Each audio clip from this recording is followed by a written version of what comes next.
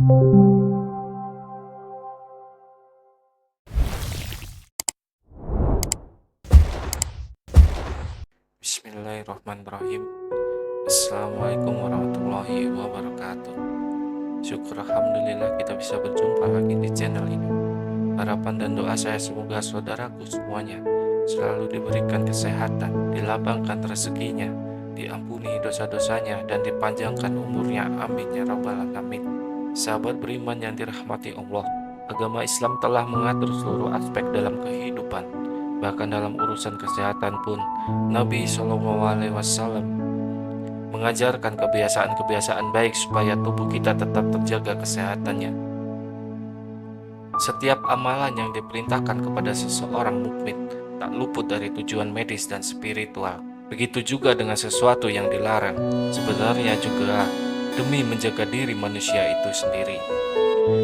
Jika dikaji dengan penelitian ilmiah dan medis, ini menunjukkan bahwa Allah Subhanahu wa Ta'ala menunjukkan bentuk kasih sayangnya kepada kita agar kita sebagai manusia selalu menjaga diri dan tidak menyakiti tubuhnya sendiri. Akan tetapi justru kita sebagai manusia kerap kali mengabaikan hal-hal yang menjadi kebiasaan buruk yang dilarang oleh agama. Padahal tidak hanya penyakit fisik, kebiasaan-kebiasaan ini juga akan menimbulkan munculnya penyakit hati. Sahabat beriman yang dirahmati Allah, apa saja kebiasaan yang sering kita lakukan tetapi malah membawa penyakit bagi kita sendiri? Yang pertama adalah banyak bicara.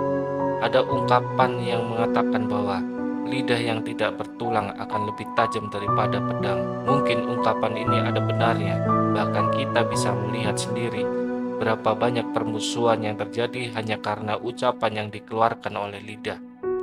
Begitu juga dengan banyaknya peperangan, semua itu pun bisa terjadi hanya karena tidak menjaga lisan. Banyak bicara merupakan sikap berlebihan yang membawa dampak atau pengaruh besar dalam lingkungan. Dari Abu Hurairah berkata bahwa Rasulullah SAW bersabda, "Barang siapa yang beriman kepada Allah dan hari akhir, hendaknya ia berkata yang baik atau diam." Hadis riwayat Bukhari dan Muslim. Rasulullah SAW sangat mengkhawatirkan umatnya terkena bahaya lidah. Beliau selalu memperingatkan umatnya jika tidak mampu mengendalikan lidah, lebih baik kita diam. Hal ini semata-mata hanya untuk menjaga diri dari segala sesuatu yang merugikan. Dalam hadis riwayat yang ditulis oleh Ibnu Majah pernah dijelaskan bahwa Rasulullah SAW bersabda, "Tidak ada yang melemparkan manusia ke neraka kecuali hasil yang dipetik dari lidahnya mereka." Hadis riwayat Ibnu Majah. Dari hadis tersebut bisa kita ambil kesimpulan, lidah membawa dampak besar yang bisa menjerumuskan kita ke dalam jurang neraka. Nauzubillah min dzalik. Abu Hatim bin Hibban mengatakan di antara kesalahan paling besar yang dapat merusak kesehatan jiwa dan merusak kebagusan hati adalah banyak bicara. Walaupun perkataan tersebut boleh dibicarakan, seseorang tidak akan bisa memiliki sifat diam kecuali dengan meninggalkan perkataan yang boleh untuk dibicarakan. Yang kedua adalah banyak tidur. Tidur yang berlebihan juga berpengaruh besar membawa penyakit dalam tubuh manusia. Hal ini sudah banyak diteliti oleh para ahli medis yang mengatakan bahwa terlalu banyak tidur bisa menyebabkan berbagai macam penyakit. Di antaranya adalah sakit kepala, sakit punggung, obesitas, gangguan mental, diabetes, bahkan penyakit jantung. Oleh karenanya Rasulullah SAW mengajarkan umatnya agar tidur sesuai kebutuhan dan tidak berlebih-lebihan. Allah Subhanahu wa Ta'ala berfirman, "Di dunia mereka sedikit sekali tidur di waktu malam dan selalu memohon ampunan di waktu pagi sebelum fajar." Quran Surat Al-Zariyat ayat 17-18. Ini artinya kita sangat dianjurkan untuk tidur yang cukup dan bangun malam untuk mengerjakan sholat tahajud, kemudian memohon ampun atas kesalahan dan dosa-dosa kita. Karena yang demikian itu bisa membuat tubuh menjadi lebih segar. Bahkan dalam penelitian ilmiah yang melibatkan dari 1 juta orang mendapat kesimpulan, terlalu banyak tidur justru bisa membersihkan masa hidup. Hal ini disebabkan karena tubuh kurang aktivitas bergerak sehingga bisa menghambat sirkulasi darah ke seluruh tubuh dan membuat organ-organ tubuh bekerja lebih keras untuk memenuhi kebutuhan dari tubuh kita. Allah Subhanahu wa Ta'ala sudah berfirman, Hai orang-orang yang berselimut, bangunlah untuk sembahyang di malam hari, kecuali sedikit daripadanya, yaitu seperduanya, atau kurangilah dari seperduanya itu, sedikit atau lebih dari seperdua itu, dan bacalah Al-Quran itu dengan perlahan-lahan. Sesungguhnya kami akan menurunkan kepadamu perkataan yang berat. Sesungguhnya bangun di waktu malam adalah lebih tepat untuk khusyuk, dan bacaan di waktu itu lebih berkesan. Sesungguhnya kamu pada siang hari mempunyai urusan yang panjang. Quran Surat Al-Muzammil ayat 1-7.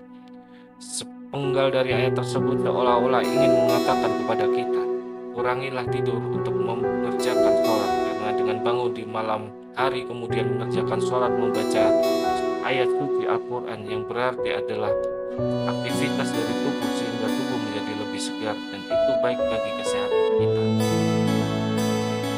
Mungkin bagi saudaraku yang sudah terbiasa bangun malam untuk mengerjakan sholat tahajud atau sholat sunnah lainnya, akan merasakan tubuh kita menjadi lebih segar dan lebih bersemangat dalam aktivitas.